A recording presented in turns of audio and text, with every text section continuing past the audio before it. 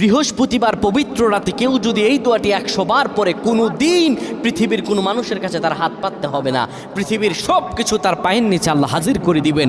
দারিদ্রতা থেকে মুক্তি দান করবেন, বিপদ আপদ থেকে মুক্তি দান করবেন, তার সম্মানকে সুউচ্চতা দান করবেন, অসুস্থতা থেকে দূরে রাখবেন, আল্লাহর অশেষ দয়া ও রহম তাকে দান করে দিবেন। সুবহানাল্লাহ। বৃহস্পতিবার রাত এটি গুরুত্বপূর্ণ রাত। এই রাত সপ্তাহে একদিন আসে। আরবিতে রাত আগে আসে, দিন পরে আসে। সুতরাং বৃহস্পতিবারের যে দিন গিয়ে রাত, এটি বৃহস্পতিবার রাত নয়, এটি শুক্রবারের রাত, এটি জুমাবারের রাত, এটি দোয়া কবুলের রাত, আল্লাহর কাছাকাছি হওয়ার রাত। সুবহানাল্লাহ। এই বৃহস্পতিবার রাত আল্লাহ তাআলা বান্দার দোয়া কবুল করেন।